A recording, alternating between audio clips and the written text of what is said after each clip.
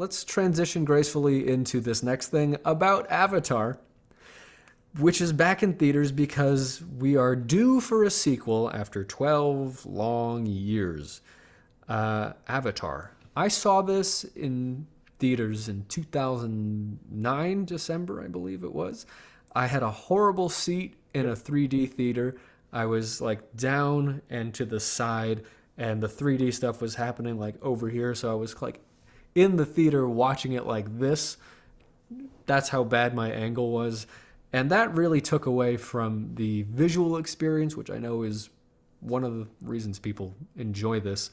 And I was not thrilled with the plot because I'd seen Pocahontas already. But that's just me. Maybe I should go see it again. Maybe I would care more about the acting and the storytelling now. Are you going to see this again? Um, I want to. Yeah? Well, the reason I want to is because I haven't watched it in a while, and honestly, I can't find the Blu-ray that I have got of the movie, and they've pulled it off Disney Plus. So if I really want to watch it anywhere, unless I can dig hard enough to find that Blu-ray, I do have to go to the theaters to see it. I mean, there's certainly like a movie. This is movie more so than maybe any movie in recent memory. Certainly, is a movie that's worth watching on the big screen simply because this was designed always to be like a theatrical experience. Even like for 3D, this movie did 3D right, whereas a lot of movies then like used the cheap way out, and then it destroyed the format. Not saying the format in and of itself would have survived otherwise, but Yeah. if you want to ever watch a movie in 3D, Avatar is the movie to go watch in 3D. By the way, the quick fun factoid. So the way it kind of works out is December 18th, 2009 is when the first Avatar came out. And as you can see on screen, Avatar: The Way of Water is going to be released on December 16th of 2022. So almost to the day, Well, 13 years later. with a couple of leap years thrown in, it might actually be the day. You're probably right, because I haven't done the whole exact math here, but it might Yeah. be exactly to the day. Um, so the big question that I want to answer here is this. I mean, actually, let's there's two questions here that I wanted to address with this conversation. A, let's talk about Avatar, the 2009 movie, back in theaters right now. This movie right now is playing in a theatrical environment where there's not a lot of other big movies playing. So the Yeah. question becomes, do you think this movie has any chance this weekend or in its upcoming run to, I don't know, pop up in the top five, top three, maybe even be the biggest movie of the weekend? You Because know like, what? Maybe. yeah, Because we've been looking for the thing and the reason that people are going to want to go back to theaters. And if we go back to the original concept of movie theaters, they would actually run movies and they would come back into circulation, and it would be an event to go to the theater and see a movie even if you'd already seen it, because the films were of a higher quality and they were really an event to go see something. A lot of the movies that come out you can watch on Netflix, and they deserve a Netflix screening, because why go to the theater and pay for the spectacle and the sound and the environment of a theater when it really makes no difference in the experience of watching the movie.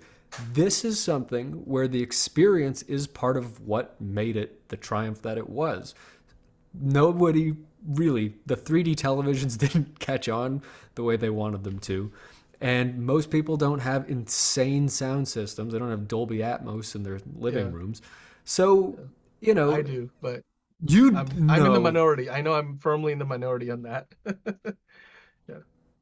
I'm actually what I would do to have Atmos in my, oh my God. Because so I was Oh working my at Best Buy God. back when the Atmos was like first introduced in Yeah. proper, and I remember like the big movie that they will always wanted us to demo was Transformers: Age of Extinction, because they had like the first really good audio master of in Dolby Atmos on Blu-ray that you could play. So we would always pop that. So there's a Magnolia room where they have all the Yeah. really expensive stuff in the Yeah. Best Buy, and so we would pop it on and they demonstrated, and you would have like the big tower speakers with like the add-on speakers that are like pushing sound to the ceiling, or you have So like you buy the ones just that are built in to just the for ceiling. people who don't know, Yeah. like sound in movie theaters, Used to just be left, right, center. Then they did left, right, center with bass, and that was 5.1 sound. Then they added subwoofers and stuff behind you, and that was 7.1 sound. And then there was 9.1, which was like all these different woofers and tweeters all over the place. Surround sound, which was it envelops you.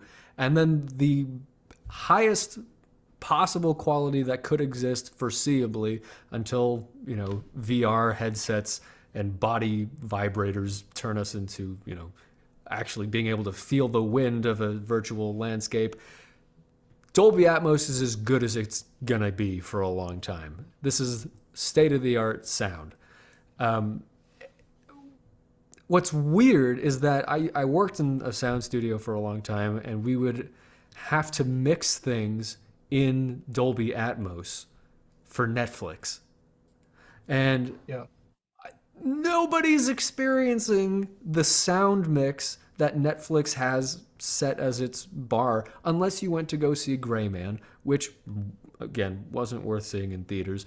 But I mean, even Blu-rays, right? Even if you buy a Blu-ray, because the best way to get us, I mean, nowadays, if you have a strong enough of an internet connection and you are watching the right streaming service that actually supports this, uh, you can get, I don't know what that is. Can you get even 7.1 or 9.1 over a streaming service? I think that's like, it's either 7.2 or 7.1 or 9.1. That's the limit of what even a Blu-ray provides you. So you can't get the exact replication of what a theater will give you ever in any currently available format on the market.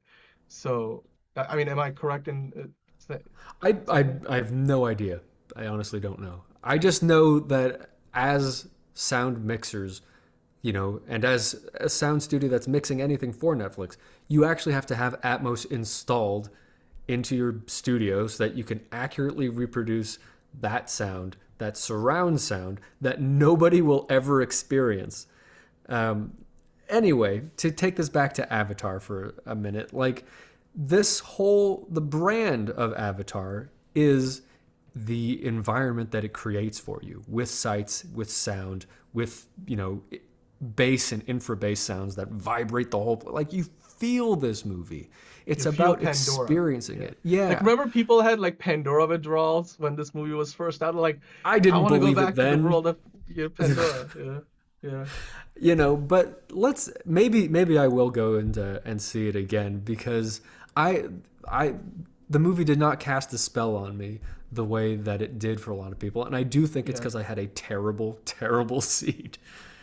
I mean, for me, like I first watched Endgame in a similar situation, like one of those first rows, and you're just like Yeah, looking up, and you're whole like the screen is super curved, and it's hard to get fit the whole thing in your field of view, and that's part of the yeah, problem.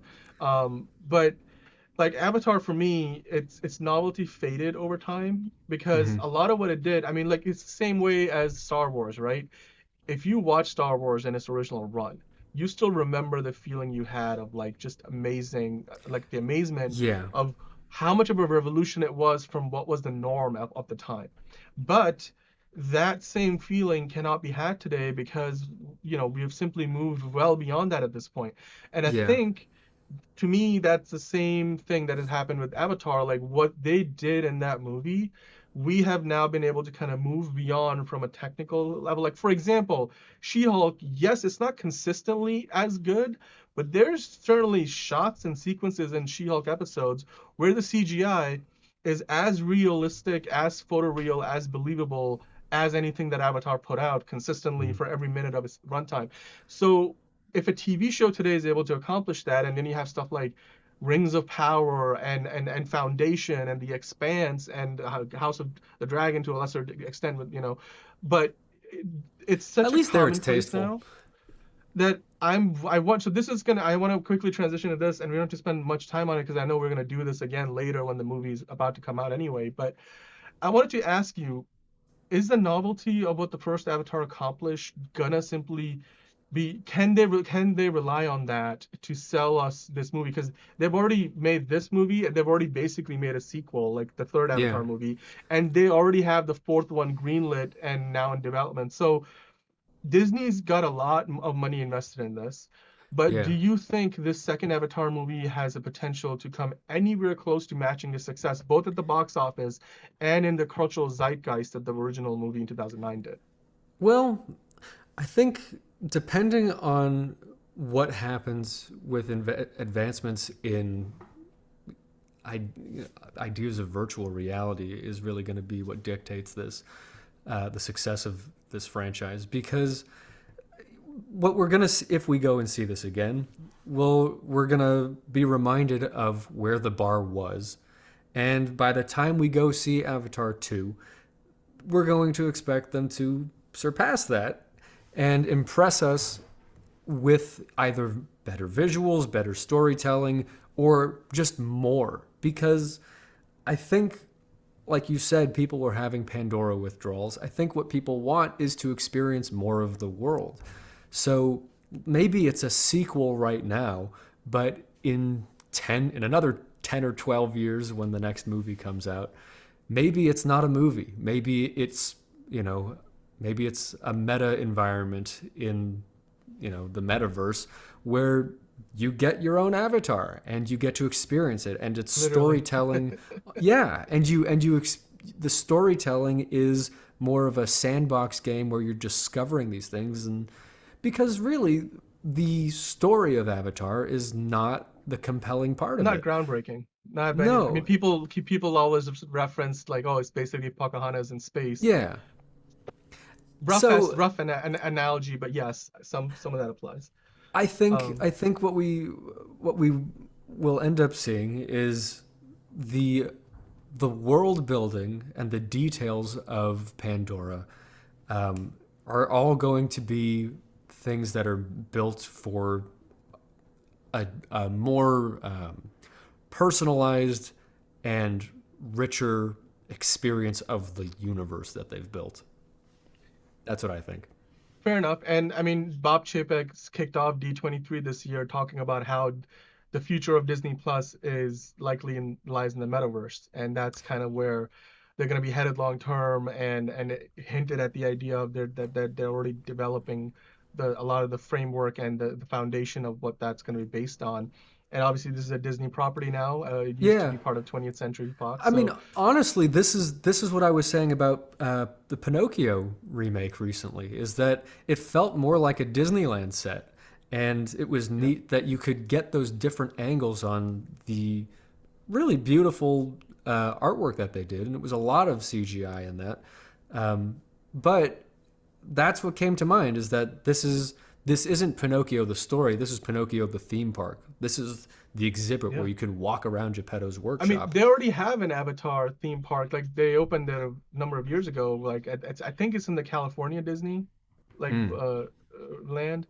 Um, and like you said, I think it would be, yeah, I think that's probably gonna be what this ends up becoming. But as far as the theatrical appeal of this, I think maybe the argument in favor of it could be, well, we talked about Star Wars earlier. I mean, Star Wars people, you would have thought, well, the novelty of the visual effects has gone away, but like, why do people keep coming back? And it's because Yeah, they just want to see more of the world of Star Wars, like the galaxy far, far away.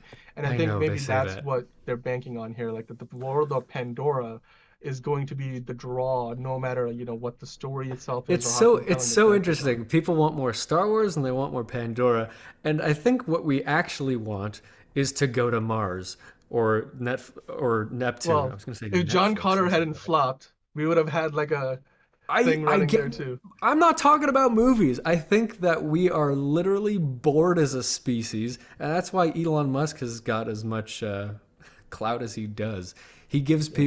He Yep. gives these people the hope that like there's more for humans to see, and I think Yeah, I mean, you want to be able that's to the wake promise up. of Avatar, is like Yeah, like they I want to. think he describes it as going to Mars gives us a reason to wake up in the morning. So it's like you look at it as an aspirational goal, and then along the way, you'll do tons of other wonderful things that will make life on Earth better, which is the Yeah, same premise of what I think NASA has been operating off of. And then, it actually works. It's proven that to be true because a lot of our technologies today they even don't even realize like come from a yeah. result of like NASA's research into helping send humans on to the moon and into the space station, all that stuff. So Anyway, that's to yeah, take this back to Avatar. I do think that that is that's why, yeah, it could absolutely be successful in another run. And the sequel will probably also be successful because until we get to that point where interplanetary travel feels like a reality, this is the best we got. Yeah, I think that part of the exotic nature of what this franchise is, I think will always be there. Not to mention, people love to hate the what is it, the colonel, the general, the guy who was, forget the actor's name, who was basically the main antagonist in that movie, and he Mm. dies at the end of the movie. Spoiler alert. I mean, the movie's 13 years old, but apparently he's back in this movie, at least as far as we know, he's part of the cast. Whether that's in flashbacks or somehow he survived getting stabbed in the chest with a Maybe huge quickly serrated turned blade. into an avatar. I And and then well, Sigourney Weaver's character died. Remember the end, she kind of becomes one with Ava, the living tree. Um, so in this new movie, she's back too, and she's playing like she's one of the characters in the I think her spirit is in one of Jake's kids that he's had in the oh, Tiri. I don't know weird. how exactly that works. I mean, it sounds a little weird on the surface, and I'm hoping they'll play. It will make sense when you watch the movie. But I think at the very least, Sigourney Weaver is voicing that character. I don't know if that Okay. means it's the same like that scientist reborn, or if it's just Sigourney You Weaver's know, just voicing the character. maybe that's how they improve on the first story, and that's really just creating new mythology. I think that could There's be the something character. that Yeah. okay. Because like in this case, she's actually looking at her human form, and I don't think you can see it on screen, but off to the right, that's the Sigourney Weaver's character. She's looking at a video of that from before. Okay. So yeah, Um, there it is. I think they look silly. It's a different. I mean, she's supposed to be a kid, like so she's not as big as like the grown-up avatars would be. No, I know. You know. Even when I first saw the movie, I was like, really? Like this? People are excited to be this? Yeah. But I'm not. Whatever. It's exotic. It's I don't. Okay, it's I'm exotic not. and different and weird, and I don't know.